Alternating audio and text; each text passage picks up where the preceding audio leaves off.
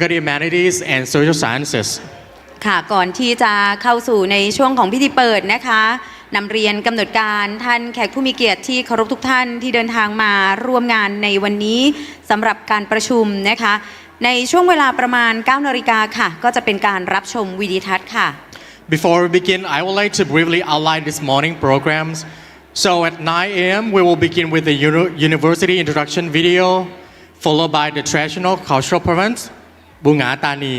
ค่ะก็จะเป็นการรับชมนะคะในส่วนของการแสดงบูหงาตานีหลังจากนั้นค่ะเราจะเข้าสู่ในช่วงของพิธีเปิดอย่างเป็นทางการนะคะในวันนี้ก็ได้รับเกียรติจากท่านรักษาการในตำแหน่งที่ปรึกษาด้านการบูรณาการการพัฒนาจังหวัดชายแดนภาคใต้ให้เกียรติเป็นประธานในพิธีเปิดค่ะ And we will proceed to the opening ceremony featuring the welcome remarks and conference report by the President of Yala Rajpat University and followed by the official opening address by Captain Jakapong Apimahatham, Acting Advisor on Integrated Developments of the Southern Border Provinces. ค่ะหลังจากพิธีเปิดอย่างยิ่งใหญ่ในวันนี้สำหรับการประชุมนะคะเราจะมีการบรรยายพิเศษในวันนี้กันด้วยนะคะจากผู้ทรงคุณวุฒิค่ะ And we will begin the keynote lecture session. The first lecture on knowledge integration for a sustainable and resilient future will be delivered by Professor Dr. Benjamin Colin Koch. And then we have the second keynote lectures on research practices of multidisciplinary research. Industry academia collaboration will be presented by Professor Dr. Pasupuleti Vivaswara Rao. And then we have the third keynote lectures on poverty, disaster risk and resilient development will be delivered by Associate Professor Dr. Montira Leela Griengsak.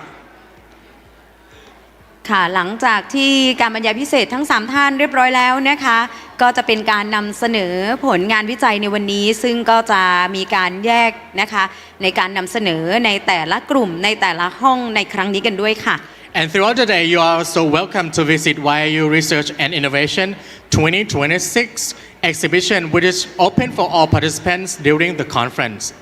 ค่ะและนี่ก็เป็นกำหนดการนะคะสำหรับการประชุมวิชาการสหสาขาวิชาระดับนานาชาติครั้งที่1ที่เราจัดขึ้นในปีนี้ในงานราชภัฏยะลาพัฒนาท้องถิ่นชายแดนใต้ครั้งที่2นะคะณมหาวิทยาลัยราชภัฏยะลาค่ะซึ่งถือได้ว่าวันนี้นะคะเป็นความภาคภูมิใจนะคะครั้งแรกแต่เราก็ได้รับเกียรตินะคะจากนักวิจัยนะคะท่านผู้ทรงคุณวุฒิที่เดินทางมาในวันนี้มาถึง3ประเทศด้วยกันนะคะในวันนี้ที่เดินทางมานะคะเพื่อที่จะมาร่วมกันในส่วนของงานประชุมวิชาการระดับนานาชาติในครั้งนี้ซึ่งจัดเป็นครั้งที่1ค่ะค่ะเดี๋ยวช่วงนี้นะคะเราจะให้ทุกท่านตามอัธยาศัยนะคะเราจะได้เข้าสู่ในช่วงของพิธีการนะคะสำหรับการประชุมวิชาการระดับนานาชาติในครั้งนี้ค่ะขอบคุณค่ะ Ladies and gentlemen, at this moment, while we await the arrivals of our chairperson, we invite you to make yourself comfortable and the opening ceremony will begin shortly. And thank you for your patience and kind cooperation. Thank you.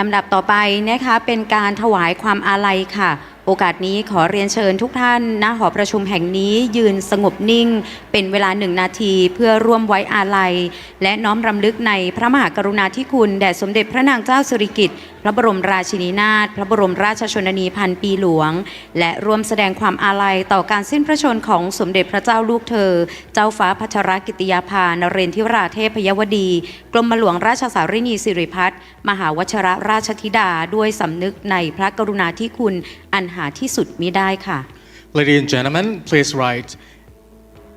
May I respectfully invite everyone to stand for the moments of silence in remembrance and to pay tribute to the immeasurable grace, kindness, and lifelong dedication of สมเด็จพระนางเจ้าสิริกิติ์พระบรมราชินีนาถพระบรมราชชนนีพันปีหลวงและสมเด็จพระเจ้าลูกเธอเจ้าฟ้าพัชรกิติยาภานเรนทิราเทพยวดีกรมหลวงราชสารินีสิริพัฒน์มหาวชรราชธิดา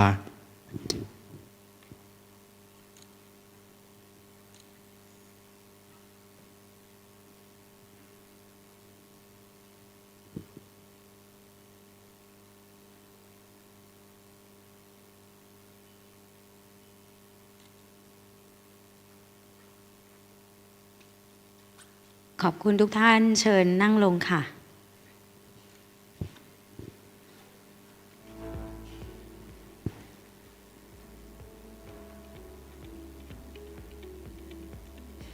เรียนท่านประธานท่านอธิการบดีมหาวิทยาลัยราชภัฏยะลาคณะผู้บริหารผู้ทรงคุณวุฒินักวิจัยนักศึกษาและท่านผู้มีเกียรติที่เคารพทุกท่านในพิธีเปิดการประชุมวิชาการสหสาขาวิชาระดับนานาชาติครั้งที่1 Chairperson, respected keynote speakers, honored guests, researchers, faculty members, students, ladies and gentlemen, good morning and welcome. On behalf of Yala Rajabhat University, it is our great honor and pleasure to welcome you to the first Yala Rajabhat University International Interdisciplinary Academic Forum 2026. ค่ะในลำดับต่อไปนะคะขอเชิญทุกท่านรับชมวิดีทัศน์ของมหาวิทยาลัยราชภัฏยะลาค่ะ The next part of the program is a video presentation entitled Yala Rajabhat University Developing the Southern Border Local Community.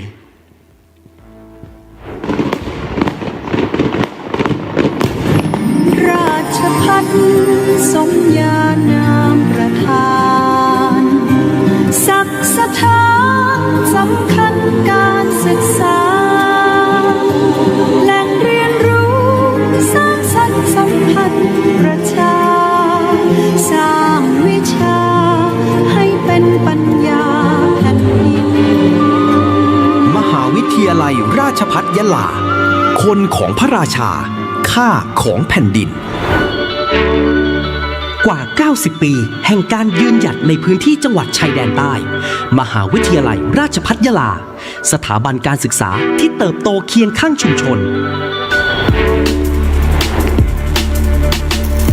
จากจุดเริ่มต้นเล็กๆในฐานะโรงเรียนฝึกหัดครูสู่การเติบโตผ่านยุควิทยาลัยครูสถาบันราชภัฏและก้าวสู่มหาวิทยาลัยราชภัฏยะลาในวันนี้ทุกช่วงเวลาของการเปลี่ยนผ่านคือบทพิสูจน์แห่งความมุ่งมั่นในการสร้างโอกาสทางการศึกษาผลิตบัณฑิตที่มีคุณภาพสู่สังคมเราเชื่อว่าบัณฑิตที่สมบูรณ์ไม่ได้มีเพียงความรู้ในห้องเรียนแต่ต้องเปี่ยมด้วยทักษะการปฏิบัติความคิดสร้างสรรค์และความพร้อมในการเผชิญโลกแห่งอนาคตด้วยหลักสูตรกว่า 60 หลักสูตรครอบคลุมองค์ความรู้ในทุกศาสตร์ภายใต้พลังการขับเคลื่อนจาก 6 คณะได้แก่คณะครุศาสตร์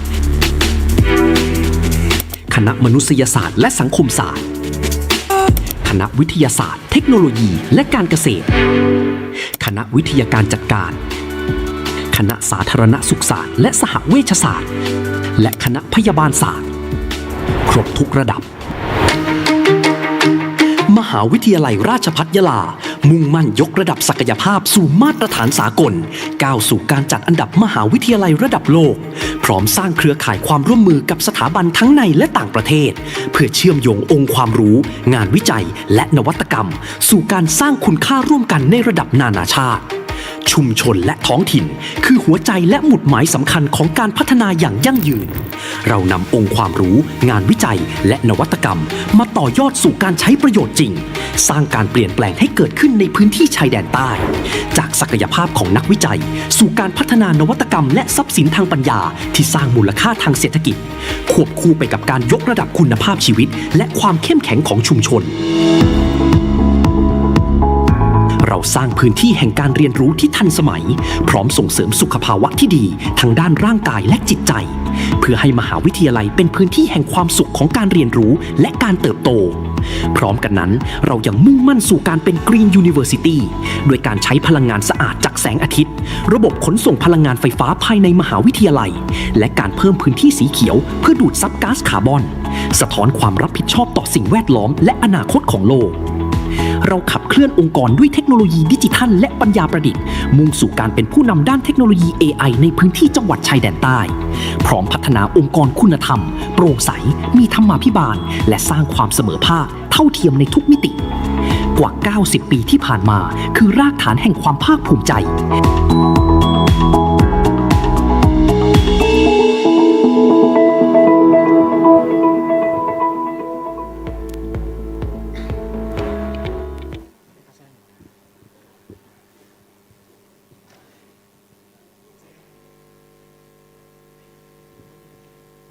ค่ะนี่ที่จบลงไปนะคะเมื่อสักครู่นี้ก็จะเป็นวิดีทัศน์ของมหาวิทยาลัยราชภัฏยะลาค่ะและในลำดับต่อไปนะคะก็ขอเรียนเชิญอาจารย์วรเวทพิสิทธิ์นะคะได้นำเสนอในส่วนของวิดีทัศน์นะคะเป็นภาคภาษาอังกฤษค่ะขอเรียนเชิญค่ะ As a presentation developed in Thai, so I would like briefly to summarize some key messages in English for the benefits of international delegates.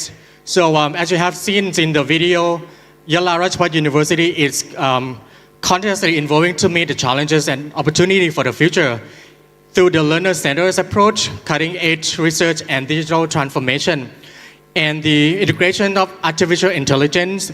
The university is preparing our future graduates with the knowledge, skills, and global perspective needed in an increasingly interconnected world. At the same time, our university remains deeply rooted in its mission of serving society by translating research into real-world solutions, fostering innovation, promoting environmental sustainability, and strengthening partnership with local communities. And Yala Rajpath University continue to create meaningful and lasting impacts on community and contribution to sustainable developments of the southern border region. As we move forward, we warmly welcome opportunity to collaborate with universities, researchers, industry partners, and organizations from around the world. Together, we can exchange knowledge, inspire innovation, and build a more sustainable and inclusive future for our community and for our next generations to come. ค่ะก็เป็นการแปลภาษาอังกฤษนะคะเพื่อที่จะให้ท่านผู้ทรงวุฒินะคะที่มาร่วมจากประเทศหรือว่านานาประเทศได้ทราบนะคะและในลำดับต่อไปค่ะก็จะเป็นการรับชมนะคะการแสดงในพิธีเปิดวันนี้บูหงาตานีนะคะถ้าทุกท่านพร้อมแล้วนะคะเราจะได้รับชมการแสดงในครั้งนี้ค่ะ Ladies and gentlemen, welcome to the performance of Yala Rajpath University, Bunga Tani. Hãy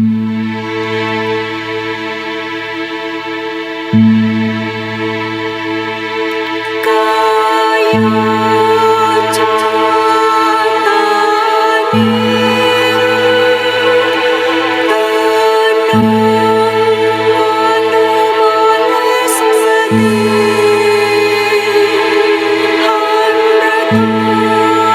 không bỏ lỡ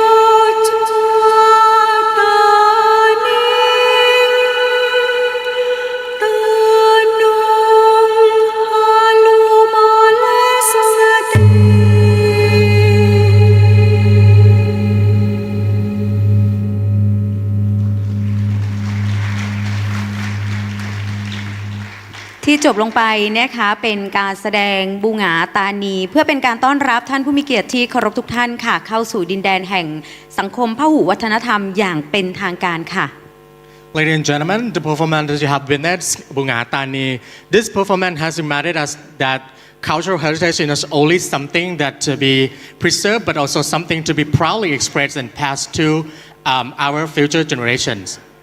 ค่ะและในลำดับต่อไปนะคะก็จะนำท่านผู้มีเกียรติที่เคารพทุกท่านค่ะเข้าสู่พิธีเปิดอย่างเป็นทางการนะคะสำหรับการประชุมวิชาการสหสาขาวิชาระดับนานาชาติครั้งที่หนึ่งค่ะ The next agenda marks the most important moment of today's ceremony, so we shall now proceed to the opening ceremony.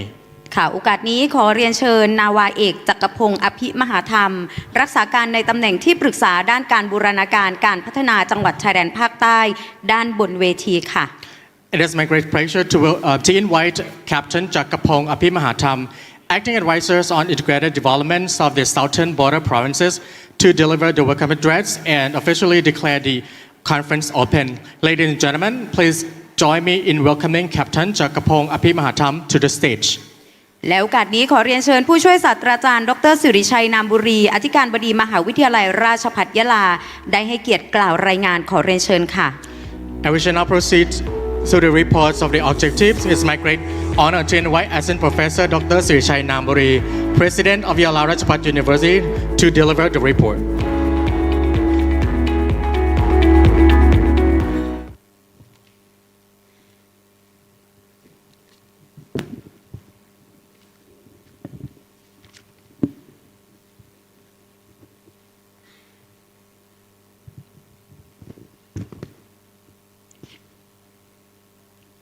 Acting advisor for Southern Border Provinces Development Integration of the Southern Border Provinces Administrative Center or SBPACs, President and Executive Administrator of Yala Rajabhat University, experts, keynote speakers, researchers, faculty members, students, and all distinguished participants. On behalf of Organizing Committee of the First Yala Rajabhat University International Interdisciplinary Academic Forum 2026 or IIAF 2026, I am honored to present this report on the organization of the academic forum.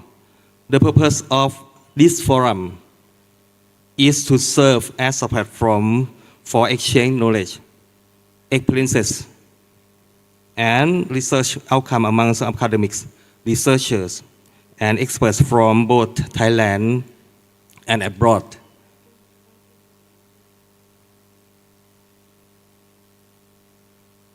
And the forum is held on the 3rd July 2026 at the 80th anniversary commemoration auditorium 5 December 2007, Yala Rajabhat University.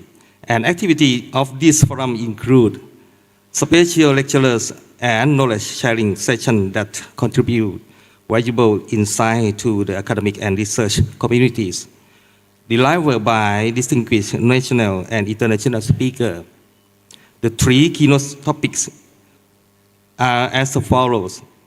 Firstly, knowledge integration for sustainable and resilient future by Professor Benjamin Corin Koch, PhD, Provost and Chief Academic Officer, University Technology Petronas UTP, Malaysia. Please show yourself, stand up please. Thank you very much. And secondly, research practice of multidisciplinary science, industry, academia collaborations by Professor Pasupuleti Viswayawala, Rao, PhD, Professor of Biotechnology and Director of International Relations and Research Collaboration, Liva University from India. Please yourself.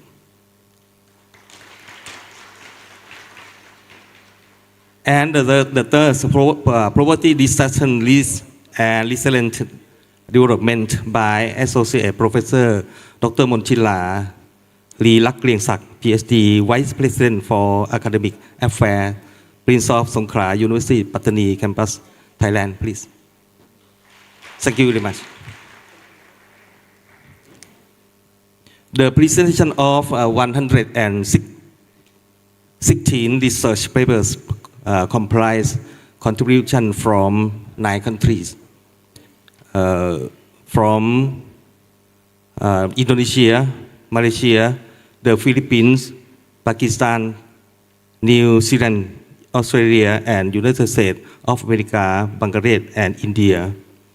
Among these, 50 papers are classified as a nation-level presentation, while 66 papers are international-level presentation.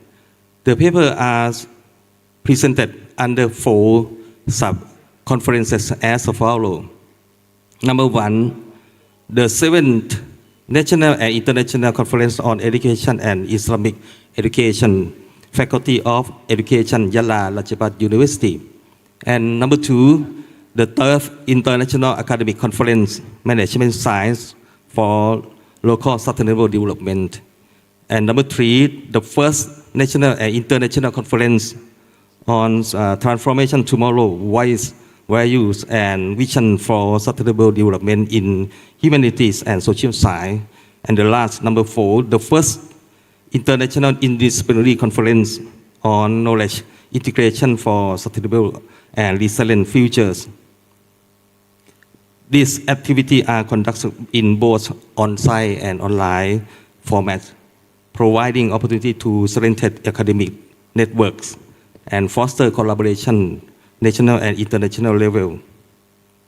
And at this auspicious moment, I would like to respectfully invite the chairman to deliver opening remarks for the first International Interdisciplinary Academic Conference, Yala Rajabhat University International Interdisciplinary Academic Forum 2026, or YRU IIAF 2026, and to give remarks to all participants. Please welcome the chairman to the stage. Please, thank you very much. Good morning. Sawadee Selamat pagi. Distinguished Executive Administrator, faculty member, distinguished expert, keynote speaker, researcher, the representative of International Partner Network, and distinguished participants, ladies and gentlemen. It is a distinct honor and privilege to preside over the opening ceremony of the first Yala Rajabhat International Interdisciplinary 2026 today. This academic forum serves as important platform for the exchange of the knowledge, experience, research finding, and academic innovation across multiple disciplines at both national and international level. It reflects the significant role of Yala Rajabhat University as a higher education institution deeply committed to the local development, with a mission to generate knowledge and enhance the quality of life, society, economy, culture, and sustainable development. On this occasion, I would like to express my deepest gratitude to our international academic partner, distinguished expert, keynote speaker, researcher, and education institute from Thailand and beyond for gracing us with your presence at this forum. Your collaboration is a powering driving force in elevating research standards and advancing knowledge to meet the global challenge of tomorrow. This forum focused four important areas. Includes the first one is exchange of knowledge in education, learning management, and Islamic education, which serve as important foundation for human development, so social advancement and mutual understanding within a multicultural society. The second one is application of knowledge in management, economic, business, innovation, and administration to enhance the capacity of community locality and sustainable development. The third one is exchange of perspective in humanity and social science through diverse wide value and vision in order to collaboratively shape a future society that promotes fairness, peace, and sustainability. And the fourth one is integration of interdisciplinary knowledge to develop new approach for addressing change, risk, and global challenge, as well as creating a sustainable and adapting future. These four thematic areas clearly demonstrate the power of interdisciplinary collaboration, connecting education, management, humanity, social science, and integrate knowledge to develop new solutions for society at local, national, and international level. I would like to extend my heartfelt commendation to Yala Rajabhat University, the organizing committee, the conference management team, and all parties involved for conceiving and successfully organizing this international academic forum.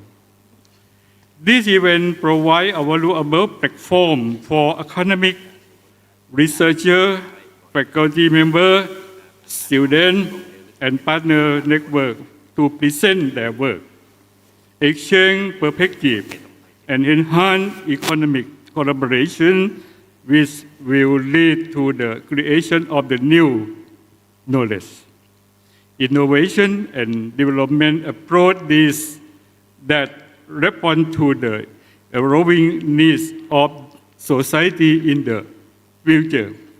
I warmly encourage all participants to make full use of this exceptional opportunity to learn, share, build meaningful network, and cultivate economic contribution that generate tangible value in the realm of scholarly advancement, policy development, and practical application.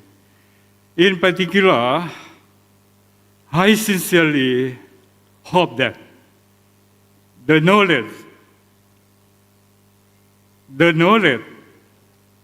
and insight generated from this forum will meaningfully create to the southern border provinces, sharing to transform them into region of opportunity, peace,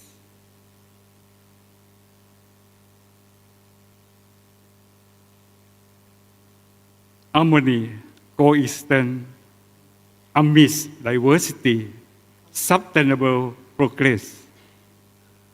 Now it is my great pleasure to officially declare open the first Yala Rajabhat University International Disciplinary Economic Forum 2026 Thank you ค่ะก็ต้องขอบคุณนาวาเอกจักรพงศ์อภิมหาธรรมรักษาการในตำแหน่งที่ปรึกษาด้านการบูรณาการการพัฒนาจังหวัดชายแดนภาคใต้หรือสบตค่ะ Thank you very much, Captain Jakapong Apimahatam, Acting Advisor on Integrated Developments of the Southern Border Provinces, for the inspiring keynote address and for the officially opening the conference. ค่ะในลำดับต่อไปนะคะเราจะเข้าสู่ในช่วงของพิธีเปิดอย่างเป็นทางการนะคะเรียนเชิญ VVIP แถวที่1นะคะด้านบนเวทีค่ะเพื่อรวมพิธีเปิดนะคะสำหรับการประชุมวิชาการสหสาขาวิชาระดับนานาชาติครั้งที่1ค่ะ The moment that we have been looking for has now arrived, and we are about to commence the official opening ceremonies of the first Yala Rajpat University International Interdisciplinary Academic Forum 2026.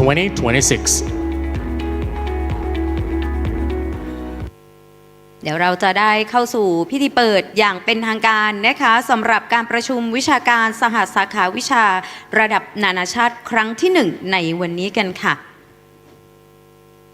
ถ้าท่านผู้มีเกียรติที่เคารพทุกท่านพร้อมแล้วด้านบนพร้อมแล้วนะคะเราจะร่วมนับถอยหลังไปพร้อมๆกันค่ะ3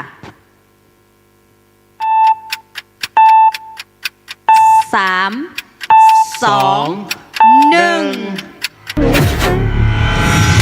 และนี่ก็เป็นพิธีเปิดการประชุมวิชาการสหสาขาวิชาระดับนานาชาติครั้งที่1ค่ะ Ladies and gentlemen, welcome to the first Yala Rajpat University International Interdisciplinary Academic Forum 2026.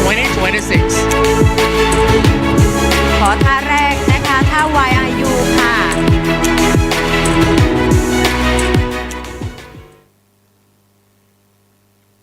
ขอท่าที่2นะคะมินิฮาร์ทค่ะและท่าที่3ทรงพลังในวันนี้ความสำเร็จครั้งแรกขอกดไลค์1ภาพค่ะขอบคุณ VVIP แถวที่1นะคะเรียนเชิญ VVIP แถวที่2ค่ะด้านบนเวทีนะคะเพื่อร่วมถ่ายภาพในพิธีเปิดการประชุมวิชาการสหสาขาวิชาระดับนานาชาติครั้งที่1ค่ะขอเรียนเชิญค่ะ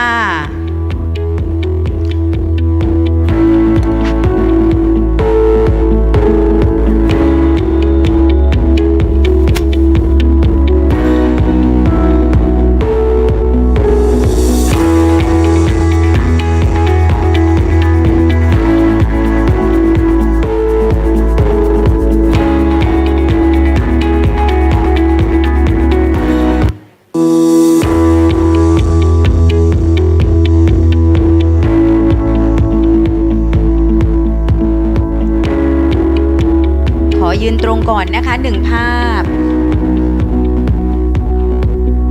โอเคพร้อมนะคะท่าแรก YU ค่ะ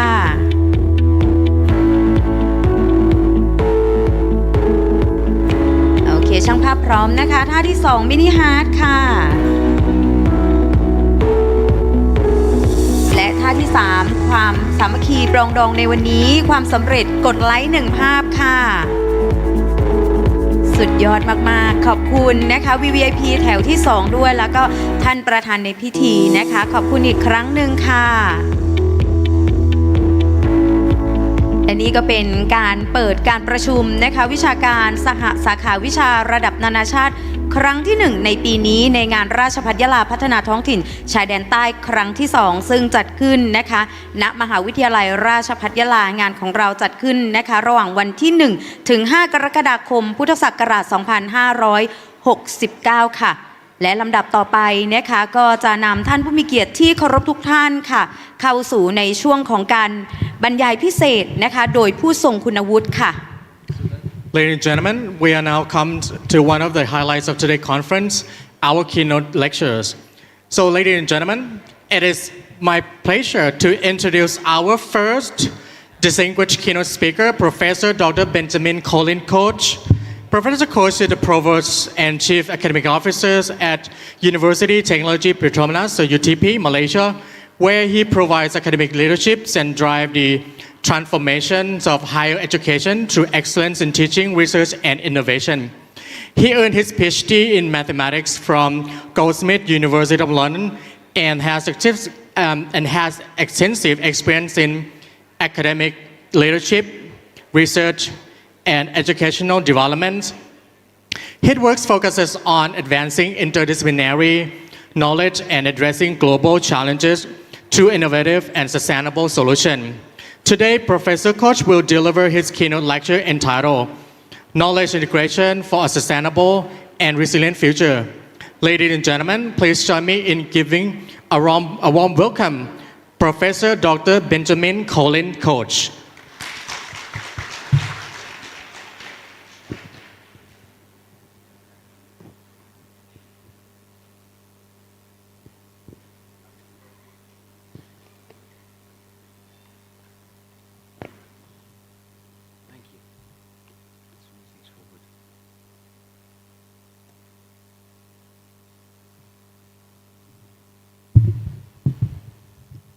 Thank you. Okay. Thank you. Good morning. Captain Jakapong, Advisor on Integration and Development for the Southern Border Provinces.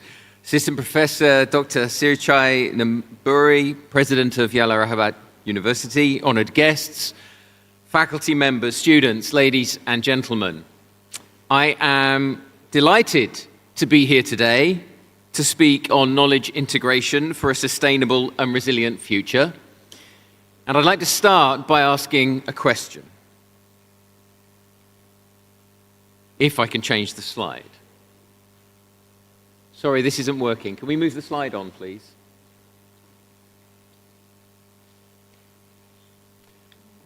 What does knowledge integration mean? What knowledge? Integrated where and how? I was very struck by that word knowledge and something I've heard said over and again recently about how universities should be thinking about knowledge in the age of AI. Something everyone is saying that I'm convinced is wrong. So as I talk about how universities should be developing graduates with knowledge integration skills, I'm going to address that directly. Because it's all too easy to assume we have a shared understanding, but that's okay. Do we think this one will work? Okay. It's all too easy to assume we have a shared understanding, but everything is changing so fast that it's become difficult to agree on the starting point and the destination, let alone the route to get there. Even the second half of my title for today, A Sustainable and Resilient Future, is more complicated than you might think. For example, we could ask ourselves, what does reducing a company's carbon footprint mean? In 2024, I was Pro-Vice Chancellor at the University of Kent as we embarked on a major project with Siemens to decarbonize our campus and meet our energy needs for the next 20 years. Reducing our carbon footprint meant installing smart lighting units, replacing aging boiler plants, and putting solar panels on rooftops across our estate. It was a big infrastructure project for us. Kent has a large campus and old buildings in real need of an update. But one of the senior consultants whose whole job was helping large organizations meet their net zero targets told me, reducing your carbon footprint or decarbonizing a head office in London or Singapore is easy. But doing the same in a factory in Bangladesh or Vietnam and all of the global supply chain vendors and partners in between is much harder. To do it, you need people with the technical and engineering skills to create new devices, systems, and processes and get them installed and working. And those same people also need to understand communication and change management in complex cross-cultural environments. In other words, they need strong technical expertise and they need to speak human in several different languages at once. That's what reducing a company's carbon footprint means, and I think It's what knowledge integration for a sustainable and resilient future means. Combining technical expertise across complex domains with human empathy and connection to create real change. So as universities, we must ask ourselves, what kind of education produces people who can do both, the technical stuff and the people stuff? And I think there are two big things we must do. Engage ever more closely with industry and deal with the impact of AI. And today I'm going to argue that we're getting one of them right, but we're heading towards a big mistake with the other one, and we must fix that mistake or we will fail in equipping our students with the knowledge integration skills required to deliver a sustainable and resilient future. But let's start with what we're doing right. As I said, the first thing we need to do is work ever more closely with industry to ensure our courses are up to date, relevant, and build the capabilities our students need to succeed. As university leaders, we're working in a world that is very different to the one we entered when we graduated 20 or 30 years ago. Today's economy moves faster, has been warped by globalization and COVID, and is disrupted on a weekly basis by geopolitical tension and conflict. And yes, disrupted by artificial intelligence, but we'll talk about that in a minute. In all of this rapid change and disruption, it's more important than ever that we are working closely with industry. And I learned how to do this years ago at the University of Reading. At an event where our software engineering students were demonstrating their projects, one of our industrial advisory board members said to me, "This is a really nice event, but in the real world, no one actually does software engineering like this anymore." That was quite a moment for a department chair who was proud of his colleagues and his students. But we got the program team together with him and other industry reps. We worked through how software engineering was actually being done in the real world and reshaped how we taught it, bringing in modern development workflows, collaborative tools, and industry-style projects. And at UTP, we've just repeated this trick. At UTP, we've just repeated this trick as we developed a new applied AI degree program. We gathered 10 industry partners from oil and gas, healthcare, finance, technology, and semiconductor sectors, and worked through with them exactly how their companies are applying AI and what skills they need their staff to have. Following those workshops, we've made sure our modules and content are precisely aligned with those needs, so that graduates from our degree will be ready to hit the ground running and make a real impact for their employers. On top of this, we reviewed all of our courses to ensure every undergraduate degree includes value-based, problem-centered learning, often using real industry data sets and with industry adjunct lectures supporting their studies, and has professional certifications built in alongside our 7-month internship program.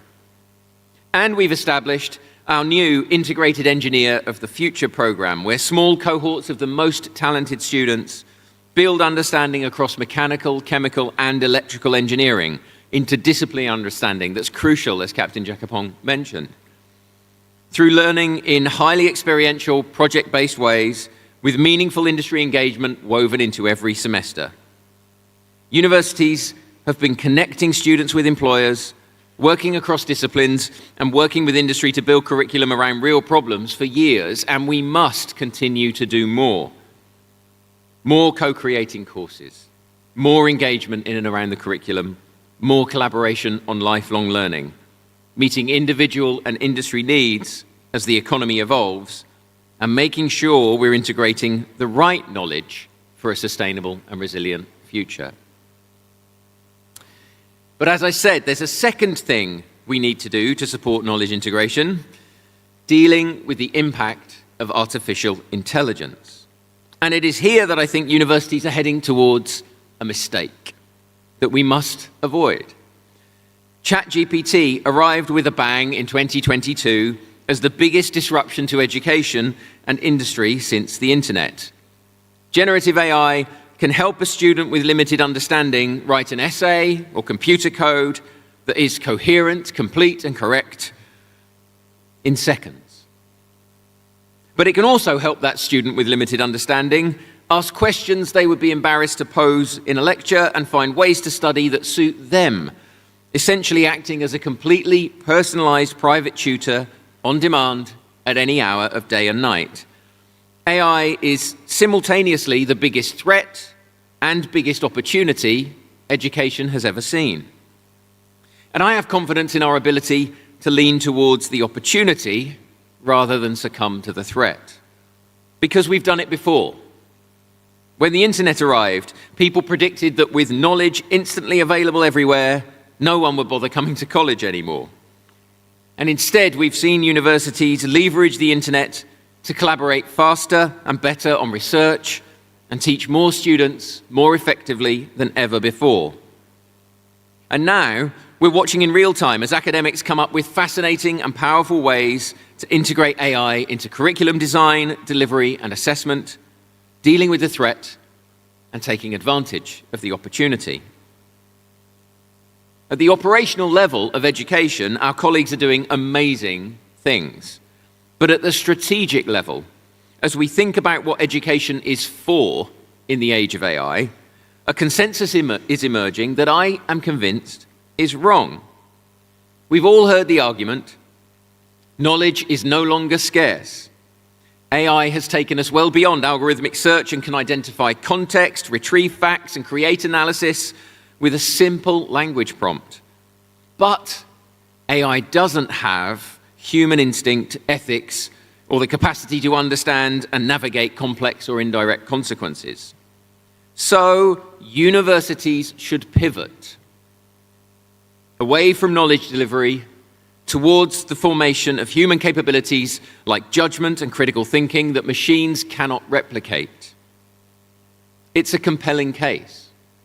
Many of the most respected voices in global education, like the World Economic Forum, UNESCO, and others, are pointing us in this direction. And there is some truth in the argument. The old model of standing in a lecture theatre, transmitting knowledge at students, hoping some of it sinks in, was inadequate long before AI arrived. I'm not going to suggest that we should be returning to that. But I do want to argue that this emerging consensus contains a big mistake. A mistake about the relationship between knowledge and judgment. Here it is. When we say universities should turn away from knowledge delivery towards judgment and critical thinking, we're saying expert judgment and critical thinking are capabilities that can be developed instead of deep knowledge. We're saying the knowledge foundation is optional or replaceable. And I am convinced that this is wrong. And to illustrate why, I'd like to talk about pizza. Bear with me, I promise it will make sense in a moment. I make pizza, and I'm quite good at it too, according to my families and friends. But after moving to Malaysia, I'm having to manage without the fancy outdoor pizza oven I had in the UK. So I asked ChatGPT for advice on recipes and techniques to get a really thin, crispy base in a home kitchen oven. And after a little back and forth, it suggested, get your hydration down to 31%. This is the level that top chefs use to create maximum crunch. And now I would like to ask all of you a question. Do you think this is a good idea? Will it make pizzas that look like these? And just to say, those are pizzas that I made. Yes? No? Don't know? I knew immediately that this is rubbish.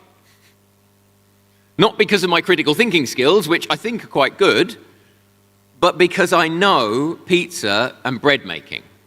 I know that 63% is your starting point, and anything outside 60 to 75% won't give you a pizza, it will give you a cracker or a wet mess that won't come together. The AI was wrong. I knew it was wrong because I already had a pretty good idea of what right looked like.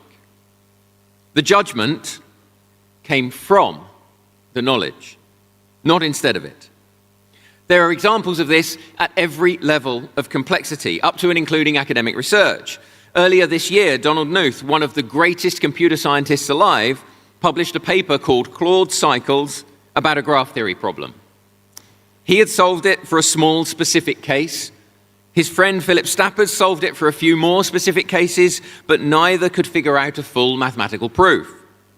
So Stappers fed the problem to Claude. Over the next hour, Claude ran through 31 different approaches. It tried brute force methods, it invented something it called serpentine patterns, it hit dead ends, it changed strategy, and eventually it found a construction that seemed to work. From that construction, Knuth wrote a rigorous mathematical proof for half the problem. And then Ho Bun Swan in Singapore used ChatGPT to solve the rest of the problem completely. As a mathematician and graph theorist interested in AI, the paper is astonishing. But here's the thing. The proof didn't emerge because Claude is clever and Knuth has good critical thinking skills. It emerged because Knuth, Stappers, and Ho were able to leverage AI's ability with their own hard-won, deep knowledge as the foundation and the finalization. The AI didn't replace human expertise, it amplified it.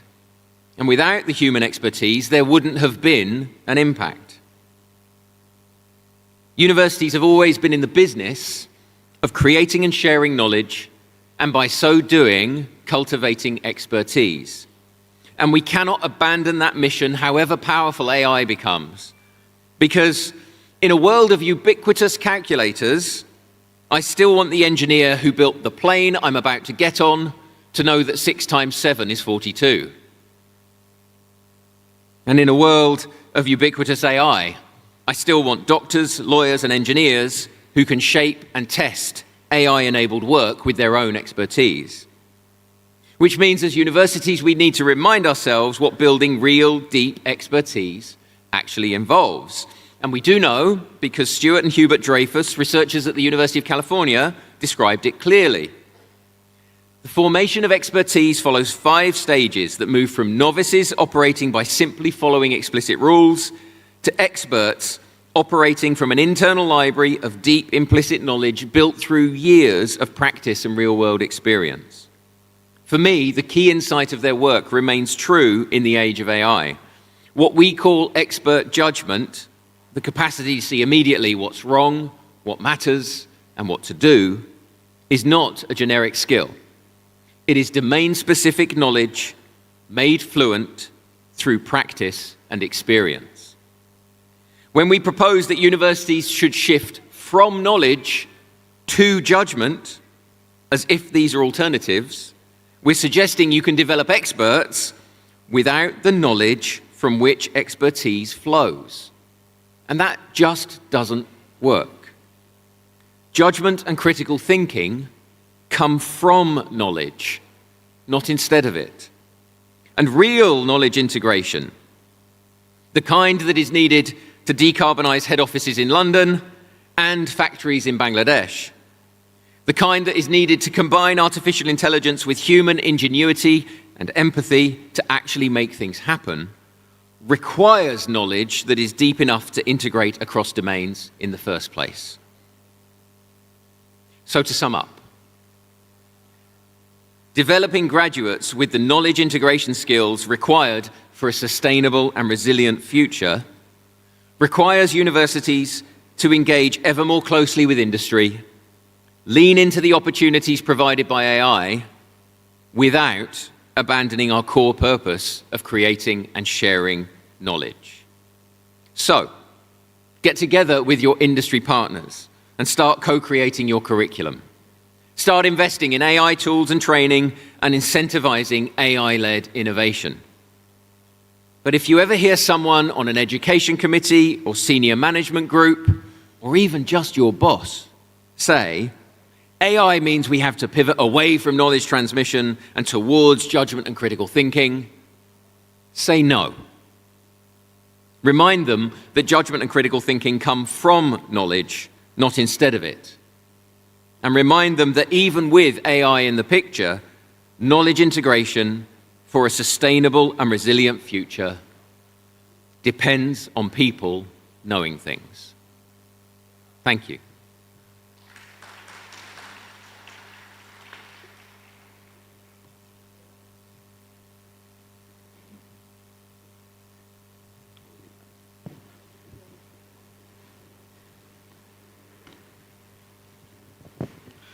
Thank you, Professor Dr. Benjamin Colin Koch, for your insightful keynote lectures. We truly inspiring your perspective on knowledge education for sustainable and resilient future.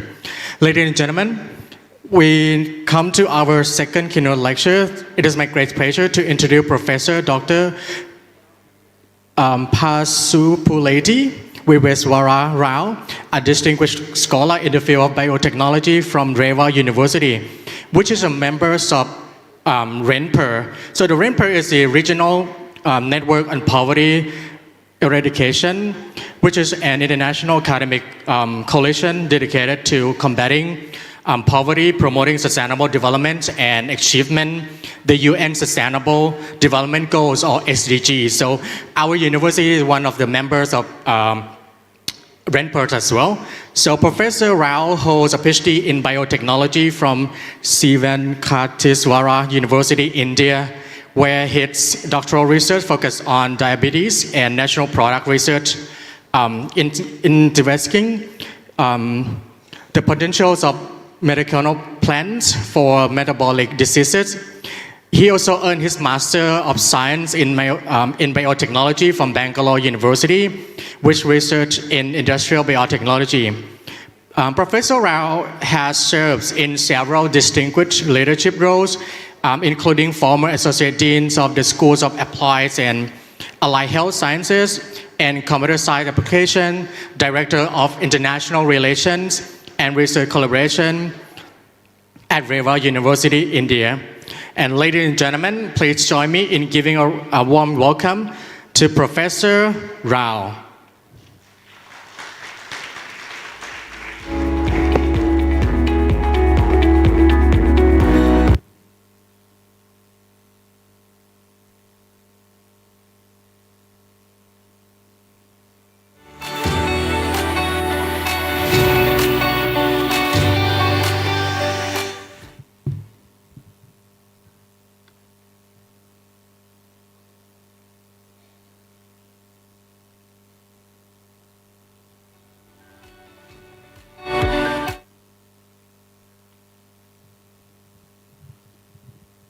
A very good morning to one and all. First of all, thank you so much for giving me this opportunity. The management of Yala Rajabhat University and the advisor, sir, very nice meeting you. The president, vice presidents, my co-speakers, Prof. Ben, and also Associate Professor Montira, a very good friend of mine. Participants and beloved friends, I would like to emphasize a bit on transformative research exploring sustainable development, research practices with multidisciplinary sciences, industry and academia collaborations. And I would like to provide a disclaimer that Prof. Ben and I did not copy each other. Maybe some of my slides may bump into the same information. So I'm from India, so he is from Malaysia, so we have not copied from each other. Yeah, so yeah, I'm very happy to be here as a co-speaker with two eminent personalities here. And I would like to add few points on academia and industry collaborations, whether is it sustainable or not. Let us have a look into the format what I have given here. This is my copyrighted model, which I would like to present in this platform, where the collaborations, let it be with industry or academia, or even with various private organizations, it should start with planning. Without planning, we cannot execute anything. Then, once we have planning, we have to be proactive in executing the things. Once we have the plan, we cannot just, keep us idle, and then we will think that everything will go in a right manner. Certainly, the proactiveness should be there. Since we are in academia, we always should think that research is an integral part of academics. So thereby, the academics and research should be going hand in hand, whereby the achievements of an institution will always be with the academicians as well as researchers, finally with the administrators. So we have to focus on internal collaborations and external collaborations.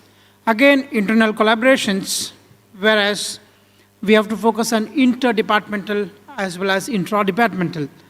External collaborations, again, we have to go with the institutions within the province, we have to go with the institutions within the state, and we have to go with the institutions within the country. Then we have to go cross-border. This is where I want to talk a little bit about globalization and glocalization, where the local products can go to the global.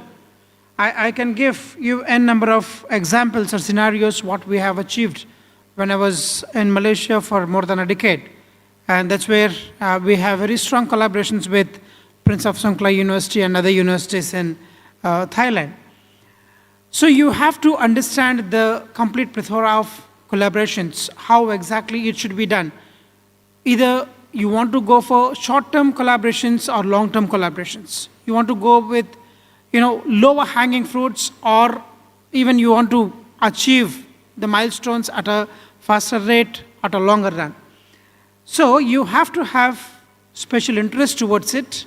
You have to have long-term plans for it. You also should have short-term goals for it. Because few of the things we should achieve in a short time, and we should also achieve in a short time. And some of the milestones, we should keep it for long run, where both the organizations will get benefited, and thereby the student fraternity as well as faculty fraternity will get benefited for them.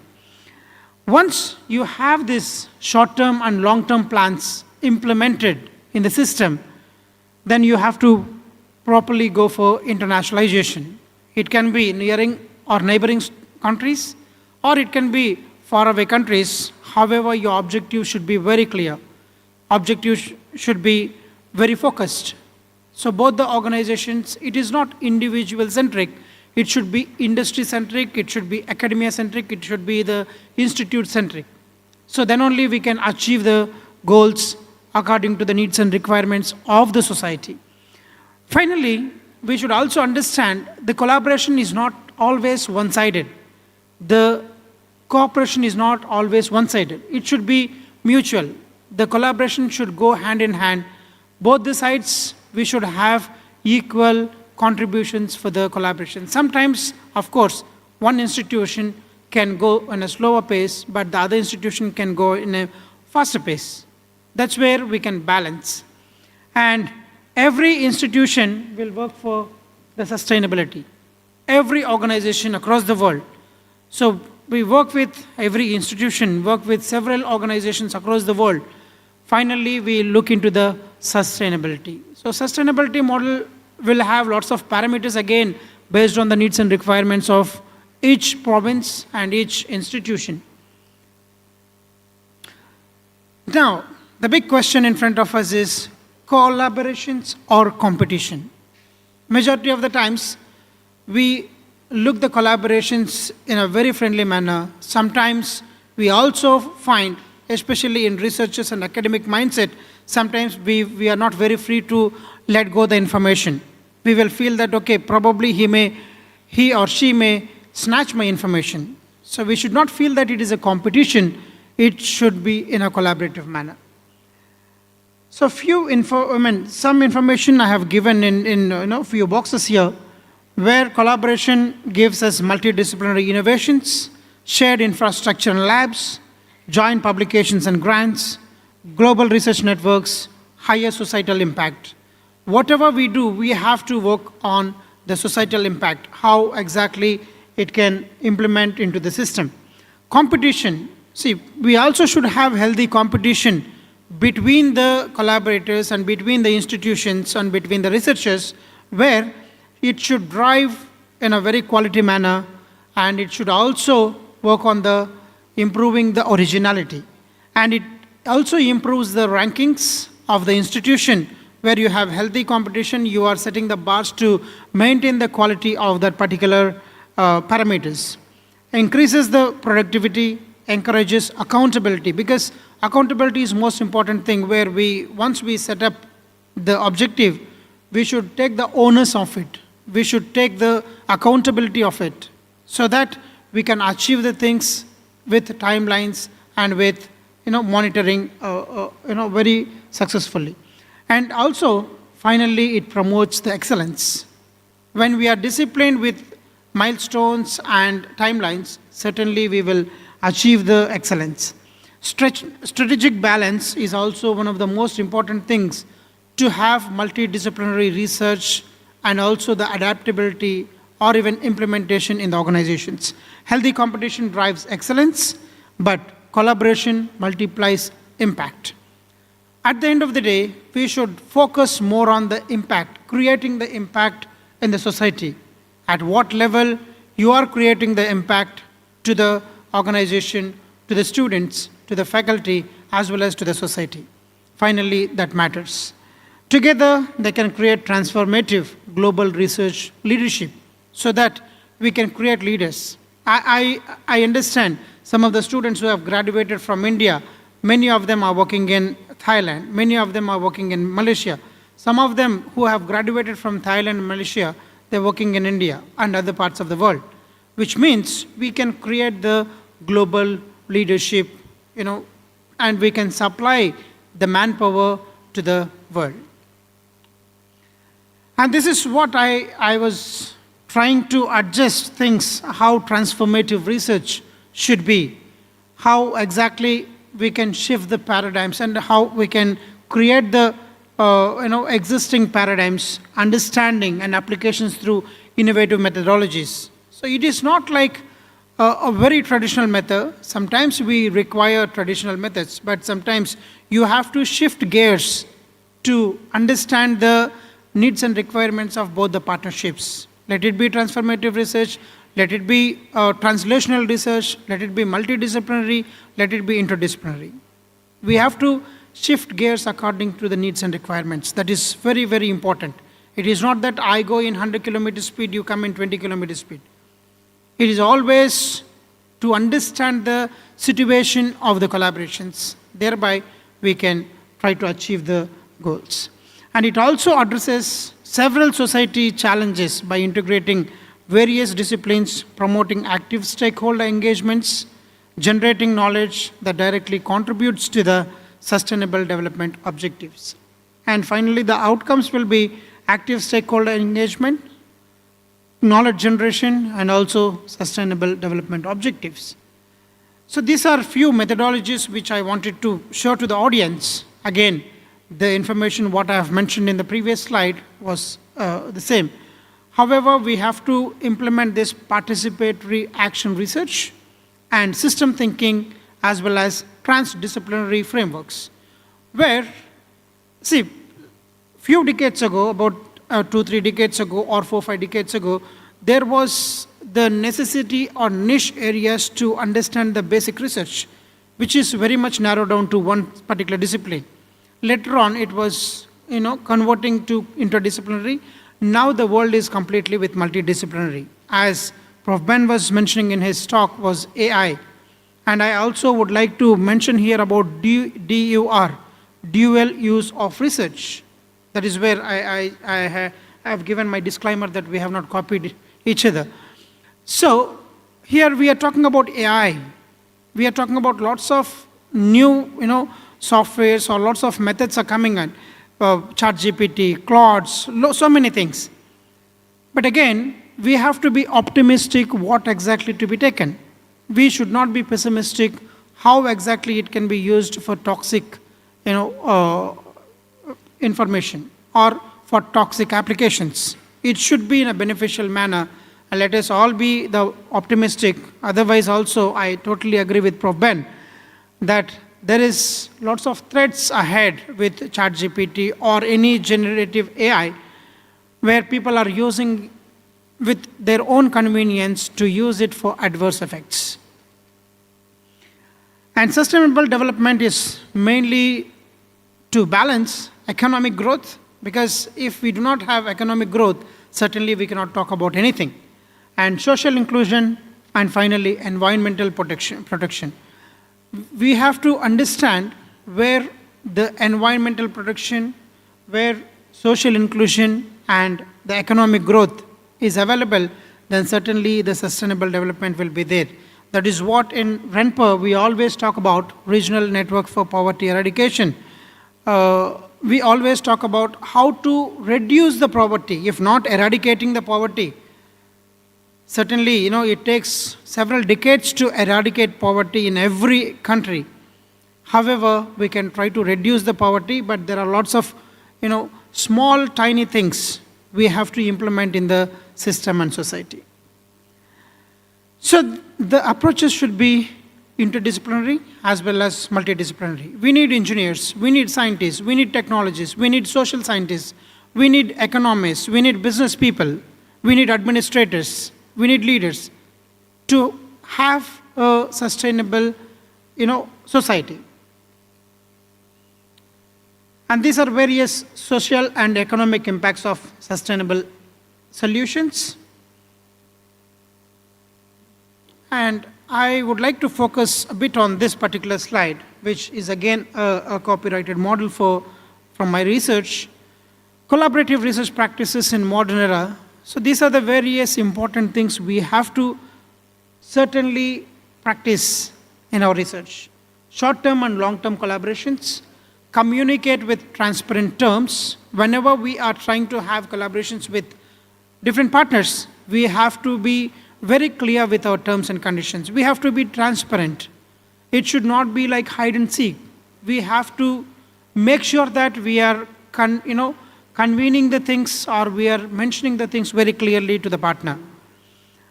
And do not give space for conflict of interest. COI is one of the very dangerous thing. Sometimes COI comes from finance, sometimes COI comes from integrity. As I was sharing with Prof. Ben yesterday, I'm the trainer of the trainer on responsible conduct of research, where we talk a lot about conflict of interest. There are lots of financial conflict, personal conflict of interest, and also professional conflict of interest. So we have to make sure that there is no space for conflict of interest in the collaborations. Let it be short-term or long-term collaborations. When you maintain the transparency, we will not give the space for conflict of interest. And information sharing, research, resource sharing, access to the information should be spelled very clearly. What you do, what I do. How much percentage of research can be happen at Yala Rajabhat University, how much research can happen at partner university. And if we are going for patent, what is the percentage you are sharing? So those things should be very clearly spelled. And I have mentioned sharing patents, publications with proper contributions, trusting each other for long-term collaborations. Trusting, when we talk about trust, so I give you an example with Japanese collaborators, what I have. Since almost more than a decade, we work with Japanese partners, where once they trust, so the sky is the limit for you. Authorship conflict should not be there. Funding aspects to be very clear, and do not misuse the research facilities for harmful purposes. This is what I have mentioned. Dual use of research. A drone can use for several beneficial effects. Again, drones can be used for various adverse effects. Let us not use the potential things which has been discovered or founded by the scientists should not be used for adverse effects. And multidisciplinary research is the trend across the world, where we have to make sure that the globalization is integrated in every university through globalization. As I mentioned earlier, these are the various subjects, engineering, science, every subject is required, every discipline is required to make sustainable world. Secure data management. When you are having collaborations, majority of the times we have this particular, scared that whether my data is safe or not, whether my data is being used properly or not. So we have to be very clear and cautious about safety of the data management, and we also should protect the data in a proper manner, where the transparency and also the documentation should be very clear. so that the compliance and alignments will be in proper shape. See, I've mentioned here stronger systems, better research, greater impacts. Whenever we maintain the transparency with technology transfer pathways, how I'm preparing the technology and how I'm giving you the technologies, and how the research infrastructure, this is one of the major important aspects where even rankings also we look into. Resource sustainability as well as shared facility access. Whenever we are having these 4 components, we should always to share it with high transparency, we should collaborate with integrity, and we should achieve with a lot of innovations. Funding and resources, again, the benefits of multidisciplinary collaborations are getting great funding. I give you lots of examples on Erasmus. We have received a fund from Erasmus. We have received a fund from European Union, where the Malaysian partners are the partner institutions. And with Thailand, we are trying now to apply for several funds. Even with Philippines, we are trying to, which means the larger benefits will be for the institutions. If you work with transparency, if you work with high integrity, then certainly securing funding will not be a tough task, so that everybody will share the ideas with a clean mind. So we have various diverse financing avenues. It can be from the state, it can be from the national of every country, and it can be international funding. These are again 4 various things how we can build the capacity. Capacity building and skill development programs are across the world. In a conversation with Mr. Saravan, and last night he was mentioning, we do lots of capacity building programs. Across the world, the institutions are trying to have more capacity building programs, skill development programs, where skill only can help the student and faculty fraternity to achieve greater things. Cross-sector trainings, joint supervision schemes, collaborative evaluation metrics. Okay, I think I have reached to the last slide probably with correct timing. Strategic positioning is always important. Integrated global collaborations, impactful publications, academic leadership, as well as translational engagement collectively position the research portfolio for national and international excellence. With that, I thank you everyone, especially the management of Yala Rajabhat University and the conference organization. Thank you so much, Dr. Pavina, for inviting me here. Thank you. Thank you very much, Professor Rao, for your inspiring keynote address on research practices of multidisciplinary sciences, industries, and academic collaboration. Ladies and gentlemen, please join me in warm welcoming our 3rd keynote speaker, who will address the critical and timely theme of poverty, disaster risk, and resilient development. She is Associate Professor Dr. Montira Leela Krengsak, an accomplished scholar and academic leader from Faculty of Science and Technology, Prince of Songkhla University, Pattani campus. She currently holds key leadership roles, including Vice President for Academic Affairs, Pattani campus, and serves as Assistant President for International Affairs and Research. On top of that, she is also the chair of RENPER, Original Network on Poverty Eradication. With her academic journey reflects a strong international foundation with a PhD and Master of Science in Biochemistry and Molecular Biology from Oregon Health and Science University, USA, and BSc in Aquatic Science from Prince of Songkhla University. With her multidisciplinary expertise and leadership in poverty eradication and sustainable development, she brings a very valuable perspectives on how science, policy, and community engagement can work together to build resilient society in the face of poverty and disaster risk. Ladies and gentlemen, please join me in giving a very warm welcome Associate Professor Dr. Montira Leela Krengsak. Captain Jakapong Apimahatham, SB Pact, the Vice President, Deans, faculty members, keynote speakers, organizer, good morning to the distinguished guests, respected colleagues, ladies and gentlemen. It is truly my honor to be here today, to join you today. I would like to express my sincere appreciation to our conference organizer for inviting me to share our experience from Prince of Songkhla University, Pattani campus. So my talk is slightly different from the previous speakers. My talk will focus on student development and the poverty research. So I would like to share you our journey from educating students to empowering communities, from conducting research to changing lives, and from solving local problems to contributing to global sustainable development. So let's start with the most critical number, 700 million people.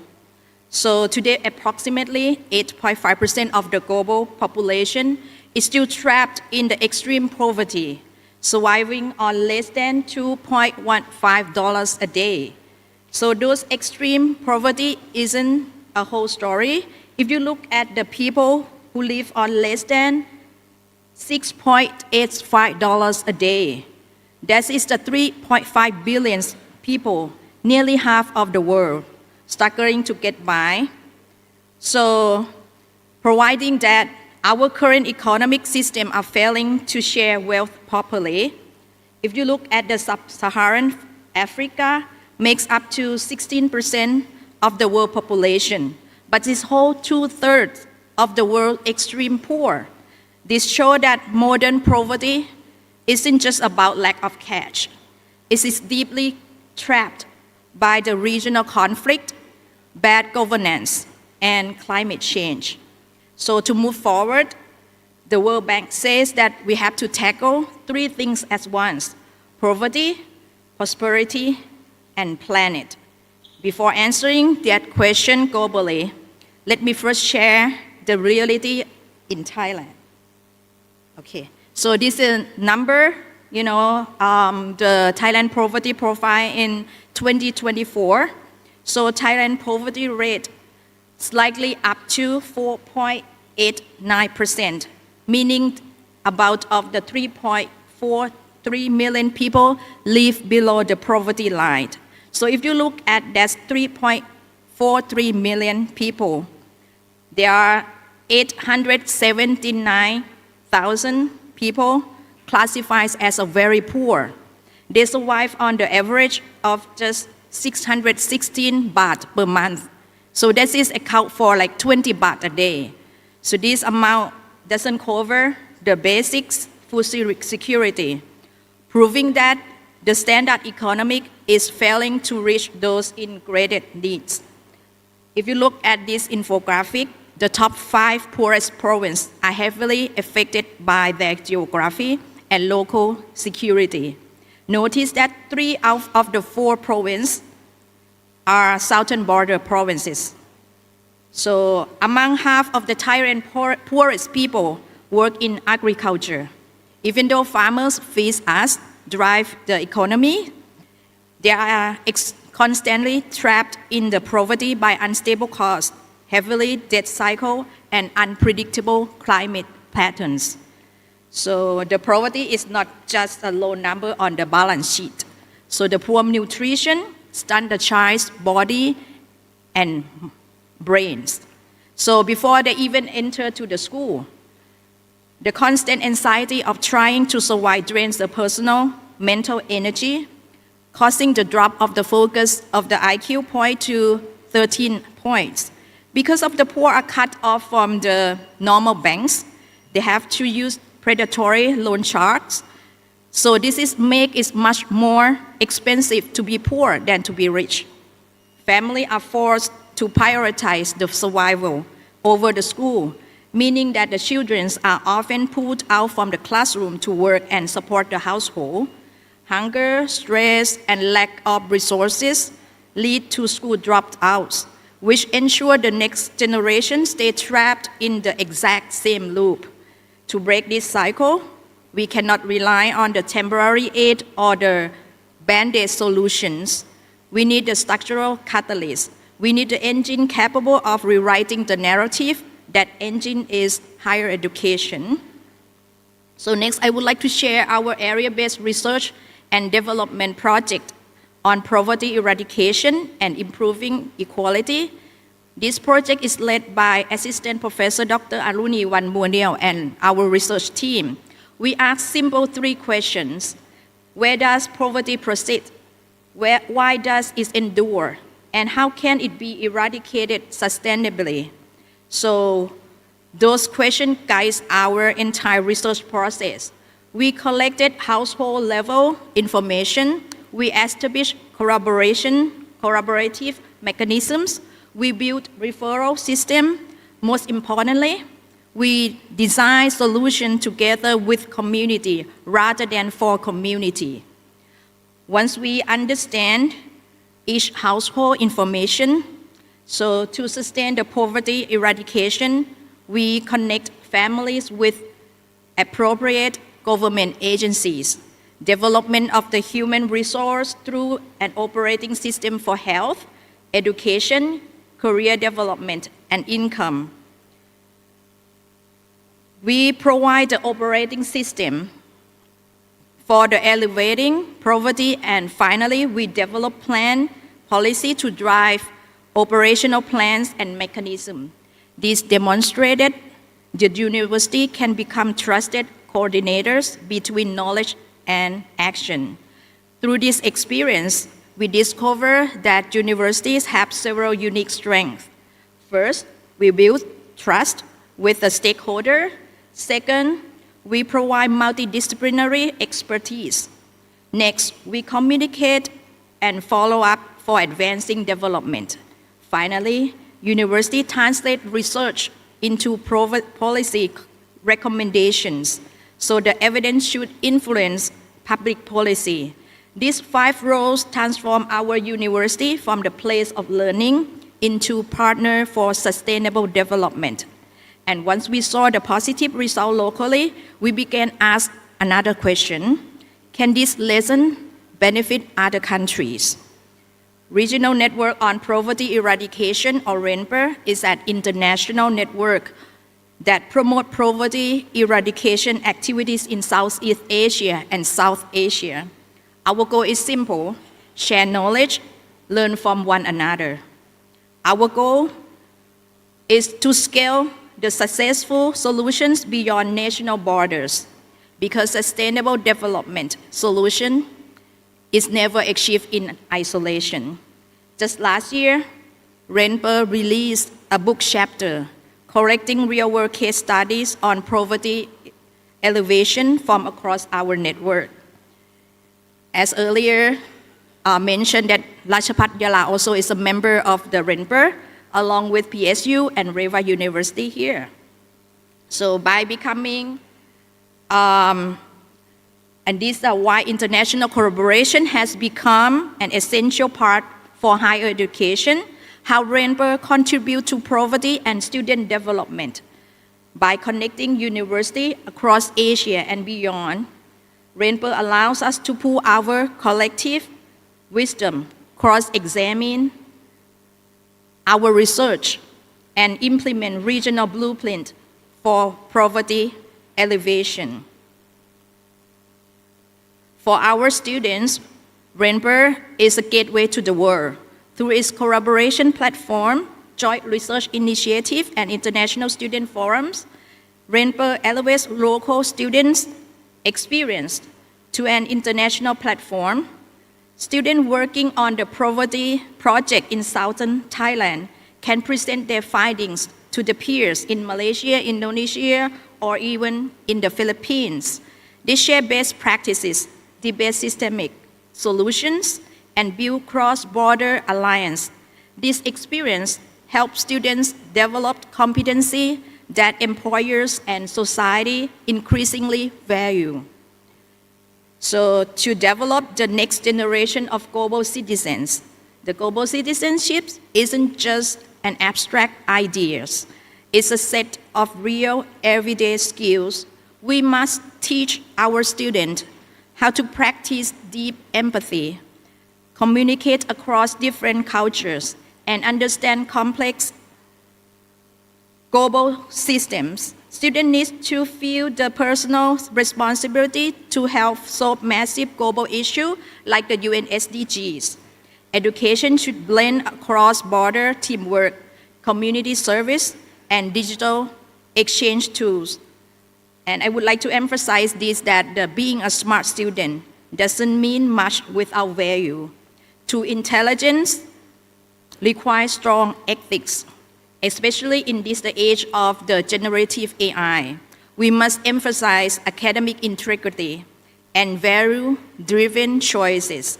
Real success isn't just about getting high test score, it's about building a lifelong commitment on the ethical leadership.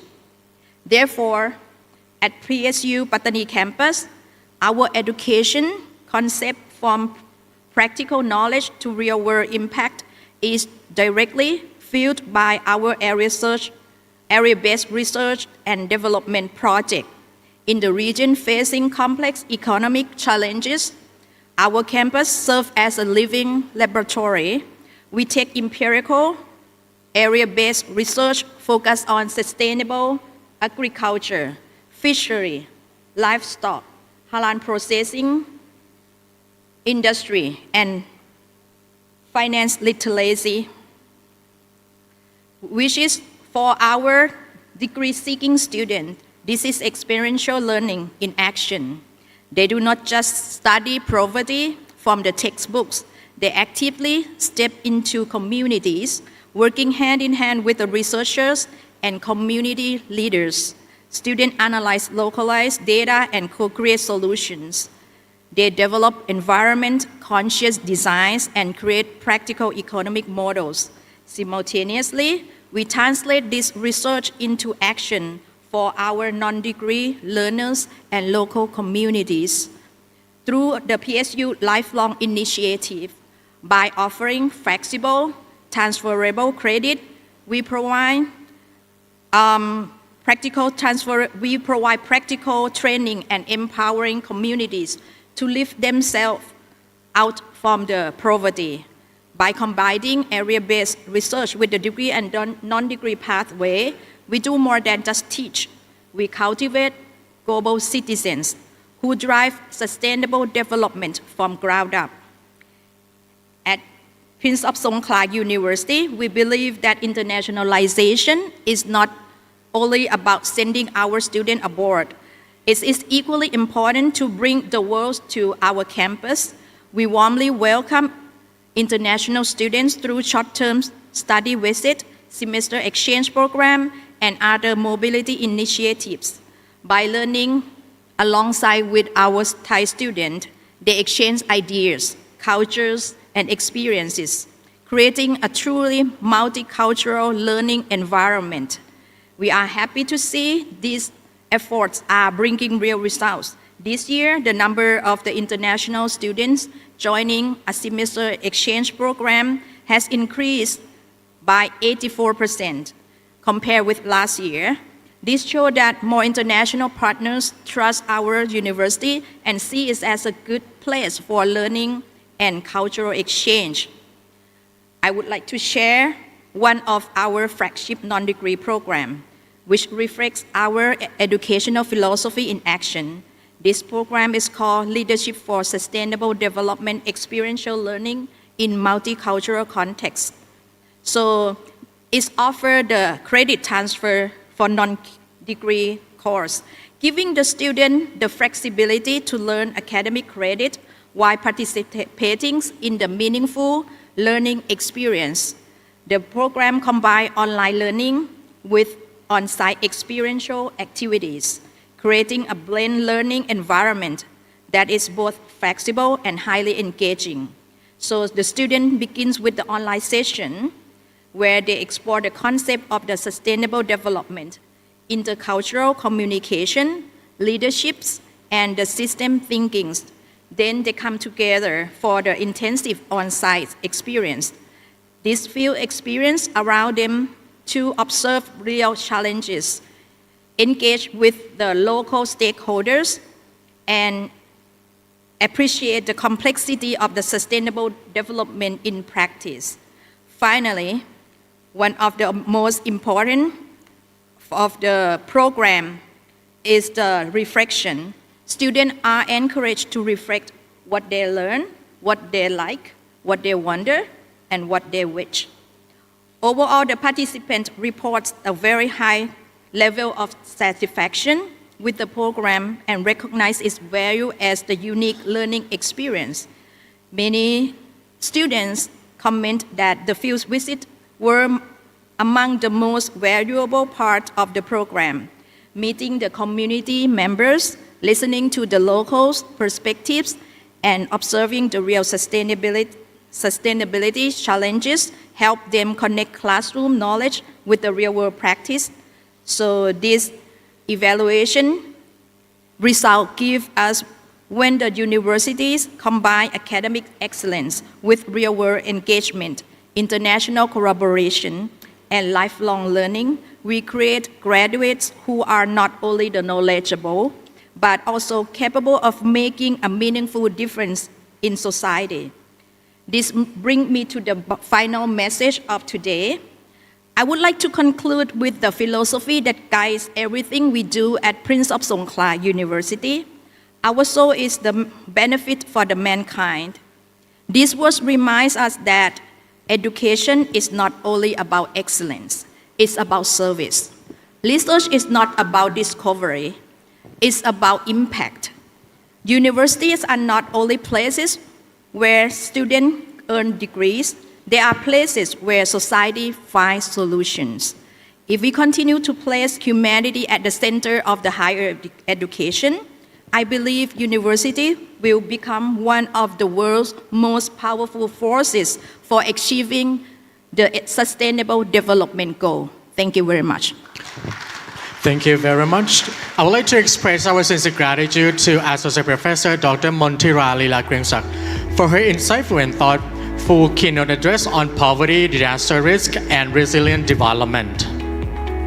ค่ะและในลำดับต่อไปนะคะก็จะเป็นการมอบของที่ระลึกนะคะให้กับท่านผู้ทรงคุณวุฒินะคะทั้ง3ท่านค่ะซึ่งในโอกาสนี้นะคะขอเรียนเชิญนาวาเอกจักรพงศ์อภิมหาธรรมรักษาการในตำแหน่งที่ปรึกษาด้านการบูรณาการพัฒนาจังหวัดชายแดนภาคใต้หรือศูนย์หน่วยการบริหารจังหวัดชายแดนภาคใต้ด้านบนเวทีค่ะ Ladies and gentlemen, we have now come to the token of appreciation presentation.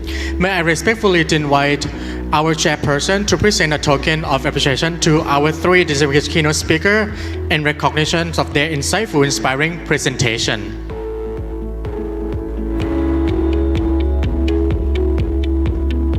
Ladies and gentlemen, our sincere appreciation goes to Professor Dr. Benjamin Colin Koch for his keynote presentation entitled Knowledge Integration for a Sustainable and Resilient Future.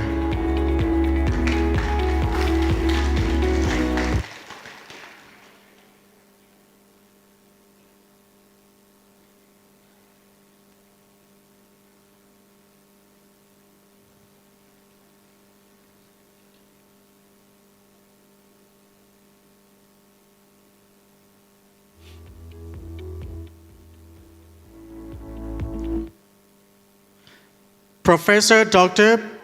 Pasupuleti Vivasvara Rao for his keynote presentation entitled Research Practices of Multidisciplinary Sciences, Industry and Academia Collaborations.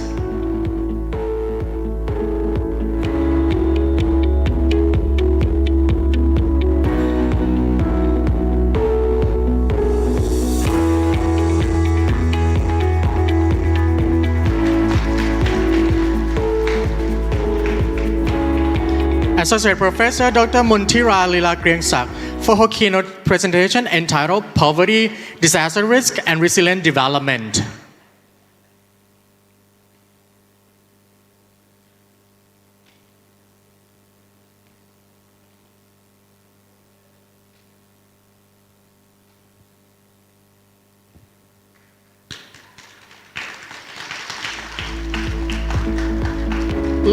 May I kindly invite our chairperson and the 3 keynote speakers remain on the stage for a photograph, please.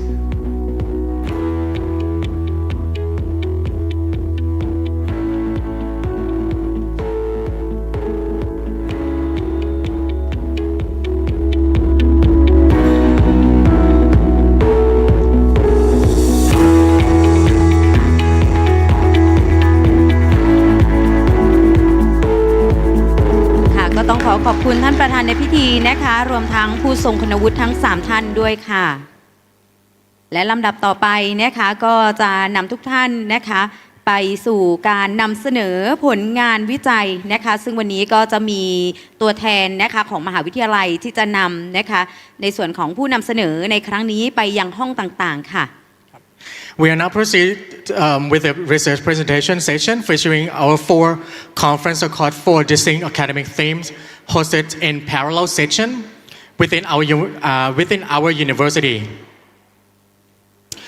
So to begin with, please kindly take note the following conference session and their perspective venue. So the first conference is the 7th National and International Conference on Education and Islamic Education under the theme of Education and Islamic Education Studies will be taking place at Building 24, hosted by Faculty of Education. And next, we have the 3rd International Academic Conference under the theme of Management Science for Local Sustainable Development, which will be taking place at Building 23, hosted by Faculty of Management Science. And following that, we have the 3rd conference, which is the First National and International Conference on Humanities and Social Sciences under the theme of Transforming Tomorrow, Voices, Values, and Vision for Sustainable Development, taking place at Building 24, Faculty of Humanities and Social Sciences. And finally, we have the first International Interdisciplinary Conference under the themes of Knowledge Integration for Sustainable and Resilient Future, which will be taking place at Building 25, Information Technology Building. ค่ะสำหรับวันนี้นะคะในนามของมหาวิทยาลัยราชภัฏยะลาค่ะก็ต้องขอบคุณนะคะท่านประธานในพิธีค่ะท่านผู้มีเกียรติที่เคารพทุกท่านนะคะผู้ทรงคุณวุฒินะคะรวมไปถึงภาคีเครือข่ายนักวิจัยในวันนี้และนักศึกษาของเราด้วยนะคะในการประชุมวิชาการสหสาขาวิชาระดับนานาชาติครั้งที่1ค่ะOn behalf of the organizing committee, I would like to express our sincere and heartfelt gratitude to all distinguished guests, respected speakers, scholars, researchers, students, and participants for your valuable presence and active participation in this program. สำหรับวันนี้ดิฉันปัทมาเนียมบดีนักประชาสัมพันธ์ชำนาญการค่ะ And I am Varet Pisit Yosiri. I'm a lecturer of English and Linguistics from Faculty of Humanities and Social Sciences. ค่ะเราทั้งสองคนคงจะต้องลาเวทีกันด้วยเวลาเพียงเท่านี้นะคะขอให้ทุกท่านมีความสุขขอบคุณและสวัสดีค่ะ